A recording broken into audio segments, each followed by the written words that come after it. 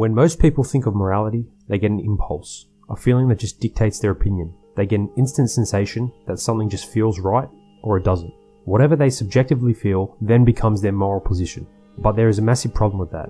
Every single person on the planet can feel different things, which means every single person can have their own subjective morality that they feel is correct and therefore expect others to comply with. And this is the basis for a lot of atrocities that takes place in the world. Person A feels like something is moral and should happen, and person B doesn't. Then disagreement ensues. This is one of the biggest problems that we need to attempt to fix.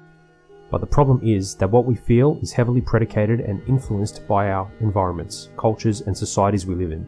This is called moral relativism. If someone is raised and lives in a society where a specific action is immoral, and they go through their entire life where everyone around them also shares the same principle, then how is it possible to tell them they are wrong when so much of their anecdotal experience reaffirms this thought? It's profoundly difficult.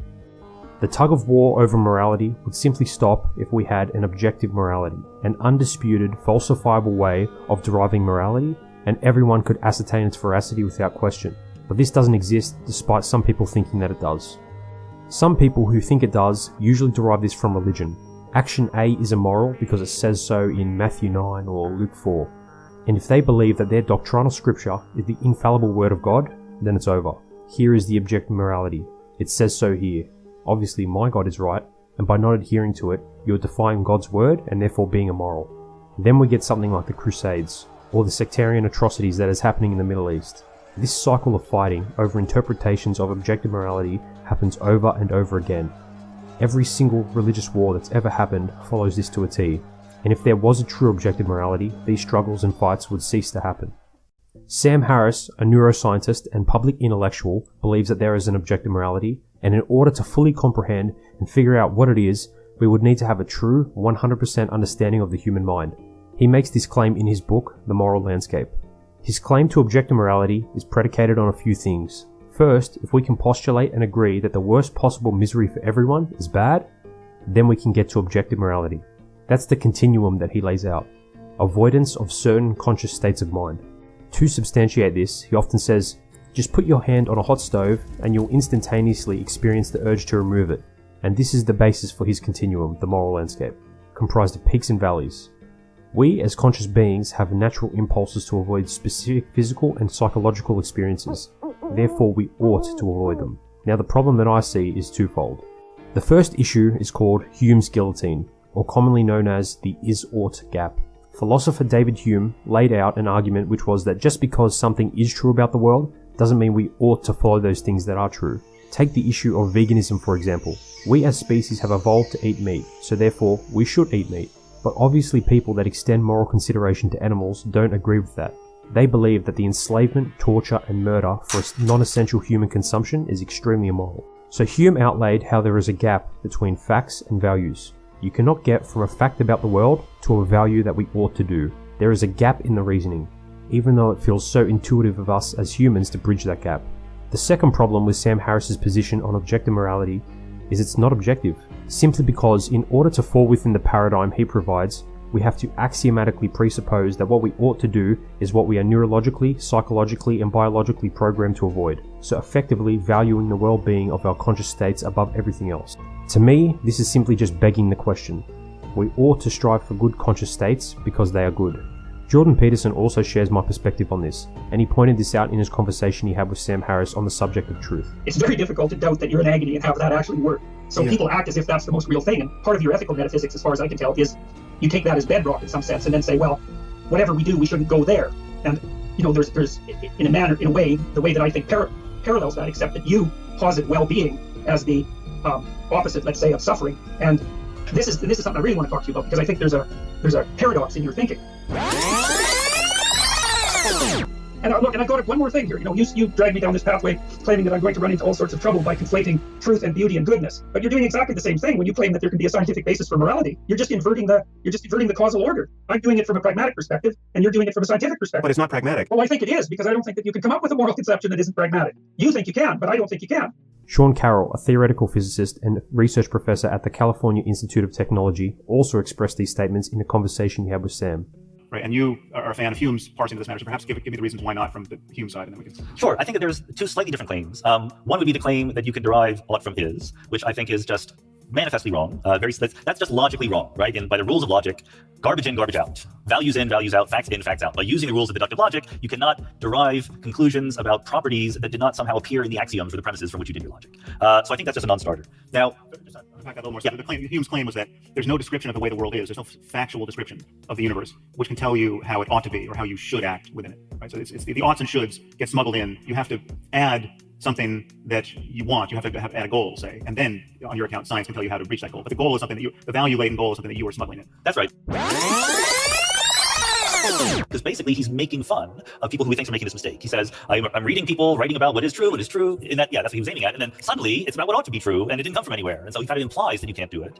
And so I think that's right. I think that the conclusion, in that case, I would believe the strong conclusion, namely that in order to derive conclusions about what ought to be true or what should be true or what is morally right, we have to include in our theory an assumption or an axiom that relates to values, that relates to what is good and what ought to do. I think that is a straightforward computational science claim, that you can't do the logic from there.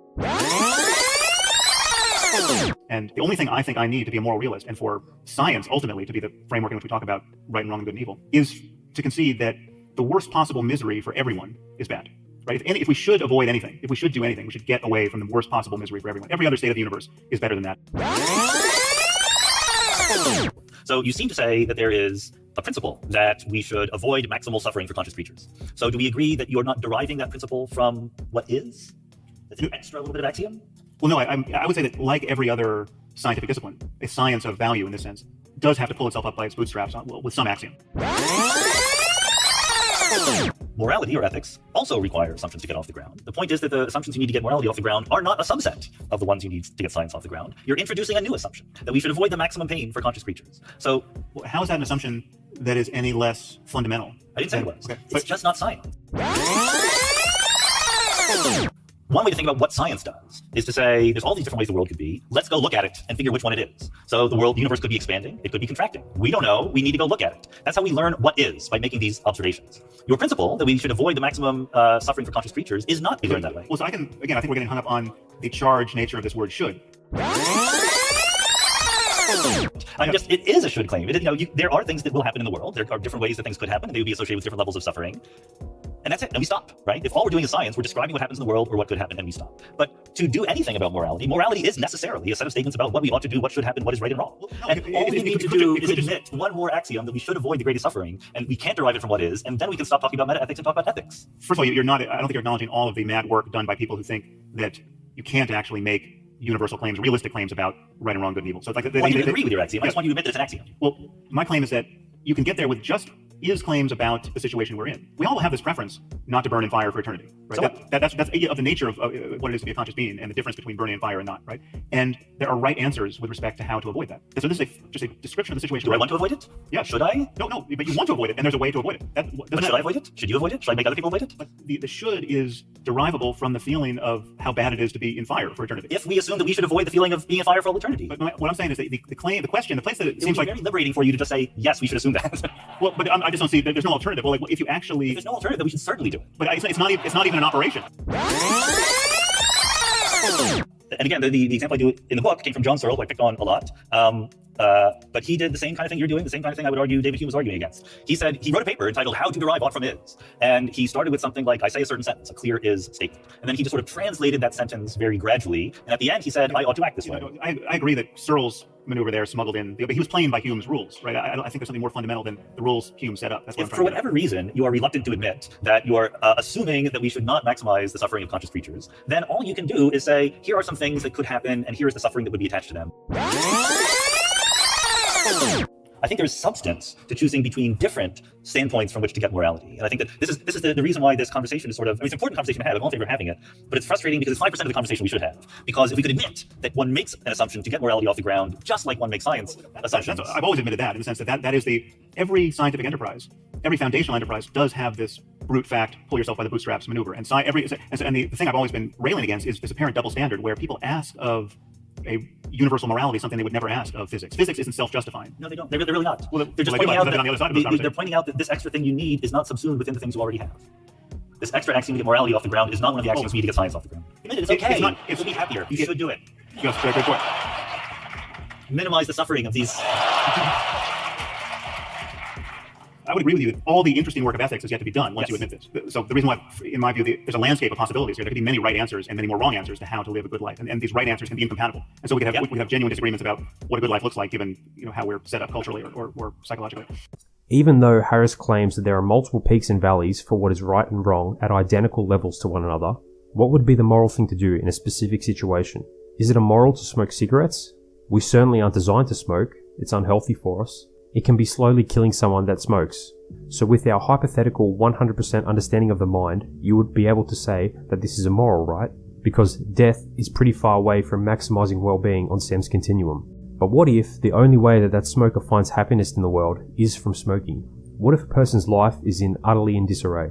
They have no friends, they have no family, they despise their job, they are extremely depressed, they have no goals, nothing to look forward to, and the only reason that they aren't jumping off a bridge and ending it is because of subconsciously the minimal pleasure they derive from smoking cigarettes is slightly keeping them above the threshold line for committing suicide. Would smoking still be immoral? Should he stop smoking? If we can acknowledge that every single individual is unique, different genetics, different psychology, different experiences they have had, then how can we have an objective morality based off of our true understanding of the human mind? There certainly can't be objective moral rules, i.e. smoking is immoral, because we would have to appeal to an objective understanding of what a human is, and almost everyone in some way would not comport with that. The hypothetical, utopian conscious state of mind might not be the same for two different individuals. One person could just have unusual genetics that have been expressed to be outside of what we consider the norm because of how they have behaviorally and transcriptively played out in the environment due to socially predicated variables. Some people would inevitably be acting out immoral actions solely from them being unlucky in their genetic makeup. And guess what? They have no control over that. Harris once tried to express his view on objective morality with an analogy of objectively good food. He claimed that if we had a true 100% understanding of the components of food and how they synergistically interact chemically with our neurophysiology, which affects our conscious states, then we could conclusively make the determination on what is objectively the best tasting food. But herein lies the issue. Even though that might be true for a substantial majority of people due to our shared genetic composition, there will of course be people, for whatever reason, who just won't share that experience because they are biologically different. Maybe they are deficient in a specific receptor, or maybe their body just doesn't produce the correct amount of a specific chemical, and therefore they would simply just not share that experience of the objective best tasting food that the rest of society does. To have these objective claims is doing that person a disservice because they aren't parallel with our objective notions that we deem to be true. So what are you saying, Epistemic? If there's no objective morality and everyone's morality is just subjective, wouldn't that mean that all moral claims are truly arbitrary? Yep. All moral claims about what we ought to do are just subjective and therefore not objectively true. We're screwed then. Not necessarily. If we can agree that all moral claims are not true and there is no objective morality, which would mean we are effectively subscribing to an anti-moral realism stance, then we can follow Harris's premise that we should strive to maximize well-being, not because it is objective, but because we are axiomatically presupposing that we should. We would have to concede the meta-ethics. There is no way around this. Once we do this, then we can evaluate which moral frameworks are effective in facilitating our unjustified path towards well-being. The first framework that we can rule out is a deontological framework. We can't hold moral values that are simply just valuing the action itself. Usually this is done by appealing to religion or even by what is legal. Examples of these would be claims like, we should not steal because it says so in the 10 Commandments, or we shouldn't speed in traffic because it is illegal. Do we really want to derive our morality from religion, where stoning and slavery is permissible? Or do we even want to extract our morality from an appeal to the legal system? It was not only perfectly legal, but explicitly endorsed to harm Jewish people in Germany during certain times. So no, this moral relativism is not what we should use to structure our normative morality. Then we can move on to the next moral framework, which I also disagree with, by the way. Under the branch of consequentialism, which is valuing a specific action by the outcomes it causes, there is a framework called rule utilitarianism. This is where we should formulate and construct rules to maximize well-being. But this just falls short in my view. For instance, there could be a rule that says that we shouldn't steal because if we allow stealing to be permissible, when we extrapolate that onto millions of people within a society, there would inevitably be violence and suffering caused which would outweigh the personal well-being that that thief would garner by virtue of now having those stolen goods. So therefore, stealing should not be allowed. But in my view, this just seems like a cop-out really. I'll give you an example. There of course will be instances where someone is looking after sick children and they don't have the financial means to adequately provide for these children. and the only way that they have access to acquire the means to do so is to steal. What if the next door neighbor had exorbitant amounts of wealth, hundreds of millions, and if that person that is caring for those children doesn't steal from that rich neighbor, those children will die? Would it still be immoral to steal? Because that's the rule we have set? It is a net positive on aggregate, but in specific circumstances it just does not produce the greatest well-being. I would say that these blanket rules are not conducive with maximizing well-being for humanity. Rule utilitarianism just seems to be a deficient permutation of act utilitarianism, which is basing morality for what maximizes well-being, but in every specific case. To me, it seems philosophically devoid to just cap our morality to our lack of effort we want to give when adjudicating what is moral, and also to cap it due to our lack of technology. If we get to a point in the future where we had suitable artificial intelligence that could conclusively determine if any specific action was moral, which took into account that individual's external situation and their personal psychological nuances at that point in time the action was done, then that would be the optimal thing we could do. I think that for the progression of morality, it is imperative that we dispel with deontologically predicated morality, the existence of objective morality, and the dissolving of blanket broad utilitarian rules in order to have the best society possible for the most amount of people. If anyone has any contentions with my view, leave it in the comments below. If you enjoyed the video, please give it a like, and if you want to, follow me on Twitter.